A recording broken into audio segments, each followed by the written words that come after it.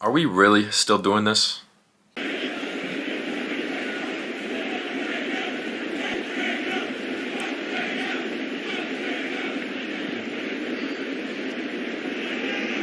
Anyways, the Hawks finished their season last night on a 6-game losing streak, capped off by a 157 to 115 loss to the Indiana Pacers.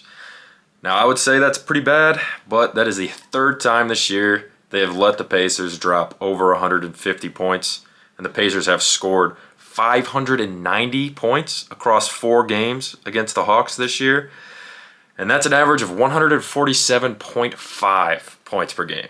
Now, anybody would tell you that's horrible, and obviously injuries played a factor. This is obviously a game you would want to have Jalen Johnson and Yeka Okongwu. I mean, Miles Turner scored over 30 points. With JJ and Okongwu, you could have, obviously Okongwu is the most mobile big, and you can have JJ helping to rebound. Obviously his physicality, I mean, you don't have to say anything about Jalen Johnson. It's just nice to have him. But they would be able to switch more effectively, and when they had, say, Bruno Fernando out on Andrew Nembhard guarding the three-point line, and the shot goes up, they would have Jalen Johnson down there, hopefully, to rebound. But in this case, it was Mo Gay, who has not played a lot of basketball this season, and obviously the Hawks were very thin with only 11 players active. If you're looking for positives out of the game, Mohamed Gay did drop 19 points. He looked very good at times. He was able to operate in space a little more, some more pick and rolls with Trae Young. Obviously, Trae makes it very easy for people to score that way.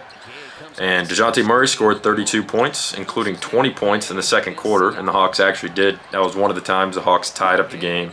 Then right after the Hawks tied the game, the Pacers immediately went on a run, and then they finished up at least 14 or 16 points at halftime. And more positives before we get into the inevitable negatives. Trae Young did pass Doc Rivers with 3,867 assists, so he is now the Hawks' all-time franchise leader in assists. The Hawks finished the season with a final record of 36-46. I'll give that a moment of silence, and that is not what any of us expected out of this season, but that's just how it went. Somehow, this nets them the 10 seed, and they will get an opportunity to go to the playoffs if they win 2 straight play-in games, including versus the Bulls on Wednesday. If you ask me, I think there should be a certain number of games that you have to be between the 8 seed if you are the Hawks with 36 wins. I do not think a 36-win season should grant you an opportunity to go to the playoffs. But that's just me. We'll move on. Now, before the Pacers game today, the Hawks were going to need to either sign Vit Krejci to a deal, or they wouldn't be able to play him in the play-in or the playoffs should they make it that far. And while most of us, including me, thought that they were for sure going to sign Vit Krejci and unfortunately cut Trent Forrest to make it happen, it did not happen. And Lauren Williams was covering it, and she said the Hawks will not be signing Vit Krejci, and they will keep him on a two-way. The Hawks will keep the roster as it is. And while Vit is on the two-way, he cannot play in the play-in games. He cannot play in the postseason. And with how big he's been, how good he's been as of late, he's, I believe, scored 18 points and then topped that career high with 19 points. He's really filled a void that Jalen Johnson left with the forward spot. He's been a great passer. He's actually played very good defense, as I talked about on my last video. Shout out to Ryan Schmidt, the College Park Skyhawks. But, as Lauren Williams said, the Hawks are weighing the fact that Krejci will be a restricted free agent in the offseason, which gives them the right to match. The hope is that they will be able to keep Krejci to a 4-year deal that begins next season.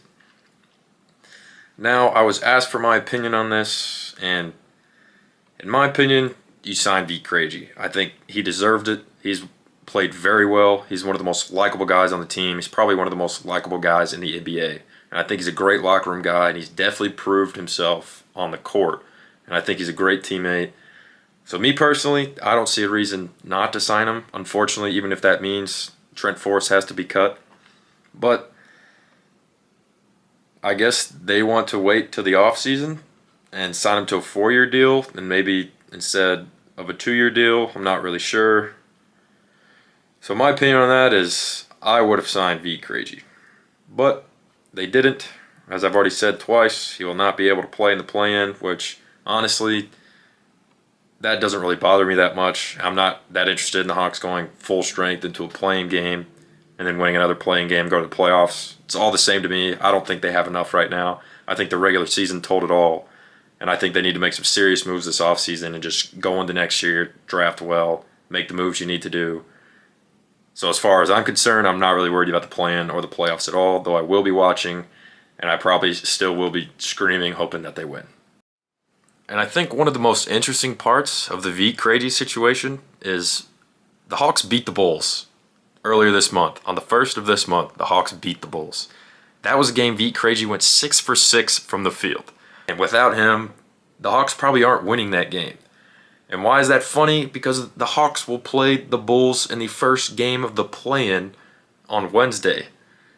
So if you're asking me, I think if the Hawks were serious about actually wanting to go win the play-in game, go win the next play-in game, go to the playoffs and see what happens, I think if they were actually trying to do that, then they would have signed Vit Krejci and they would have cut Trent Forrest. I think that's pretty obvious. But there might be some other things in play. I know Quinn Snyder may like Trent Forrest. Maybe they wanted to wait and looking forward to next season, which I have no problem with if they do still go get Vit Krejci a deal and they play him next year. I think he does deserve that. But all in all, it is pretty funny that, they didn't sign him and now they can't play him. And literally 2 weeks ago, he went off against the team that they're going to play on Wednesday with their season on the line. Now, I asked Hawks fans on Twitter, now that the season is over, to describe this regular season in one word. And here's what we got. Disappointing. Sporadic. Gross. Jalen Johnson. That's 2 words, but I'll take that one. Waste. Unserious. Pain. Painful. Hawks. Trash. Clinging. They're talking about the UConn center. I guess that's who we need to draft. Injuries. Mismanagement. And I'm not even going to go past there. Some words that I am not going to use on camera. So it's pretty obvious. Most all of us predicted the Hawks would be over 500.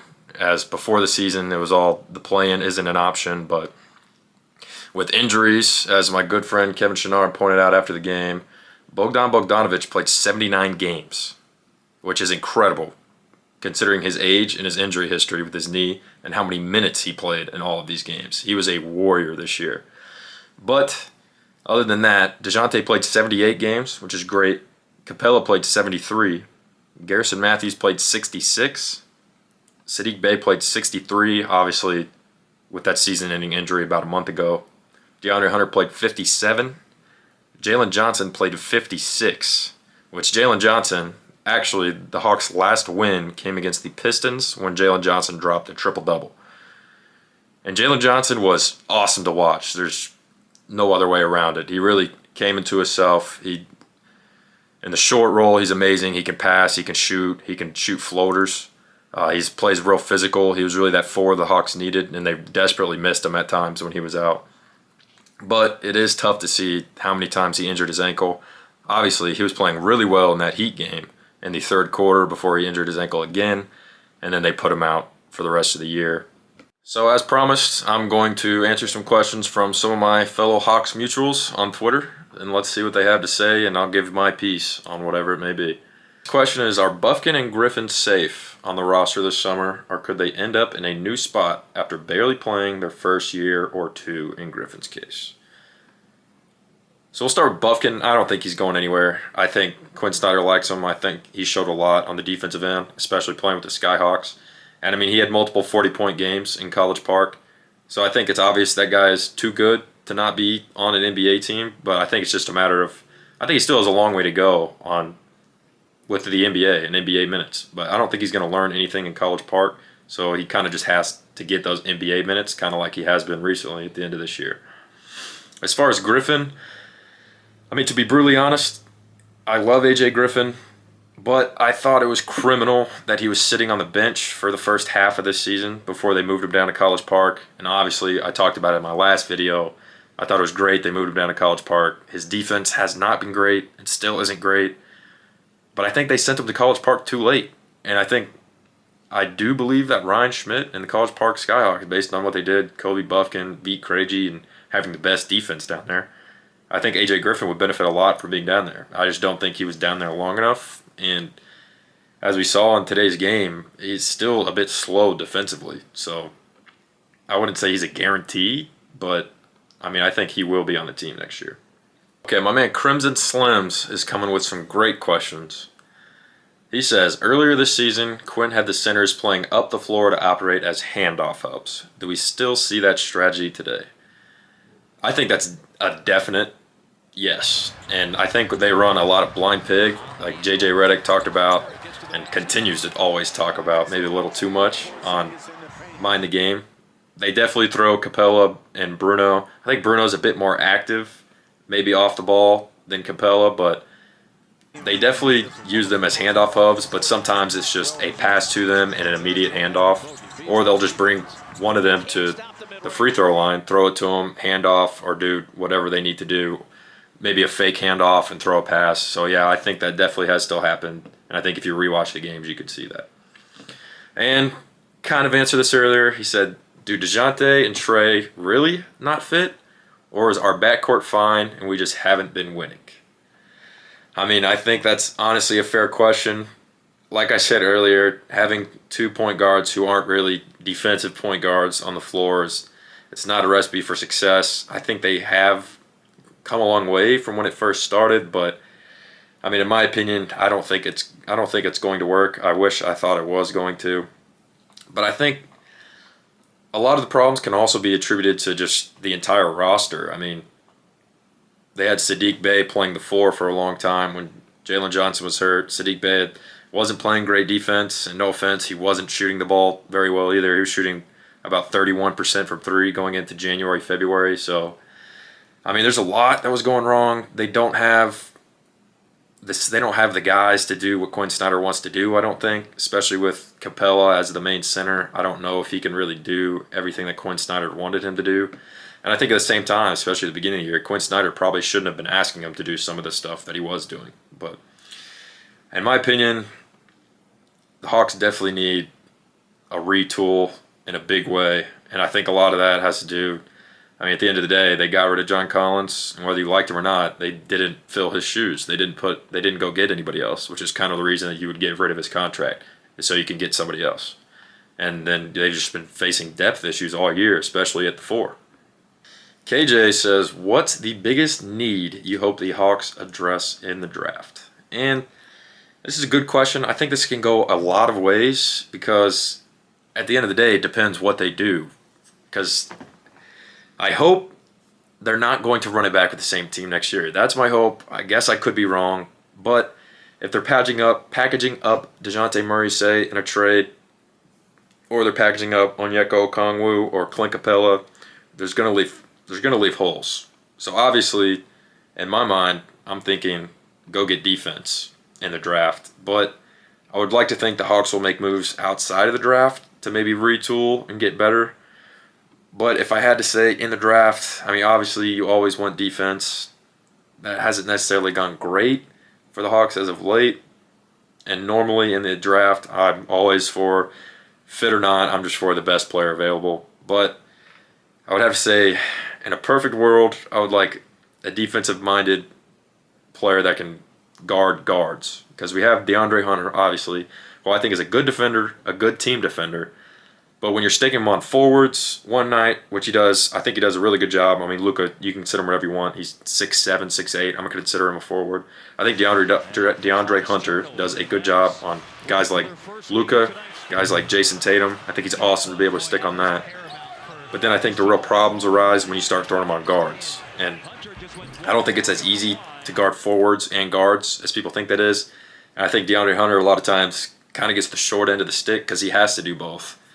And late in this season, the Hawks did throw DeJounte Murray on guards. But like I said, especially with Trey out, when you're asking DeJounte Murray to do so much on offense, you can't really expect him to guard the number one guard on defense. So in my eyes, I would love a defender that can guard guards, and you can leave Hunter on the taller defenders. So Sarah says, do you want to go big roster or not? put JJ at the 3 for the future, or keep him at the 4. And the one that I don't have a problem with Jalen Johnson at the 3, but I think if you do that, you definitely need a shooter at the 4, if that's what you want to call it.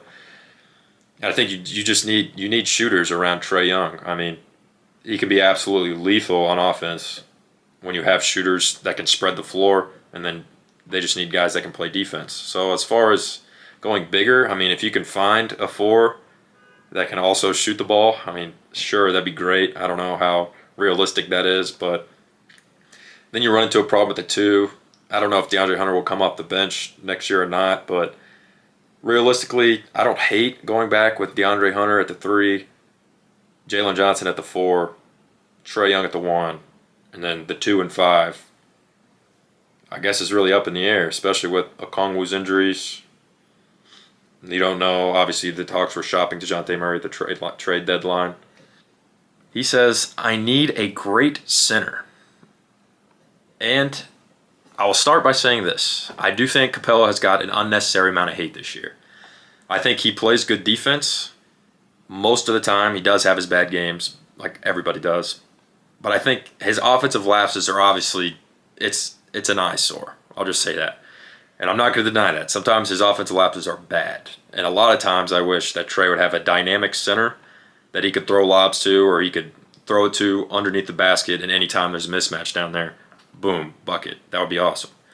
But I think when people are kind of blaming Capella, they're kind of missing a huge part of it too, which is Okongwu is 6'8". So when you play Joel Embiid, when you play the big centers, he can't really battle down low with them. Or you could see even Andre Drummond.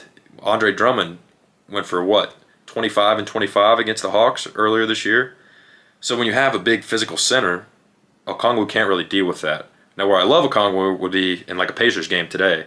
You have Miles Turner, but the Pacers run so much action that the center is pretty much going to be guarding everybody. And I think a lot of the time we did see Okongwu, there was plenty of games where he switched 1 to 5. And that's very valuable. But I think at the same time, you need a guy who can get physical and can stop the Joel Embiids, or at least battle them well. And Okongwu obviously was better in foul trouble this year.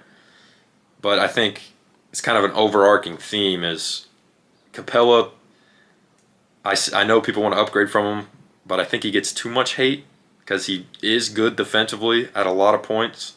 And I think a lot of the problem might be they don't have a great center that they can just say, oh, Capella, we don't need you anymore. But if you have a great center in the draft, obviously I mentioned our boy from UConn earlier, put it in the comments. I'm going to go watch some film, and I'll tell you what I think.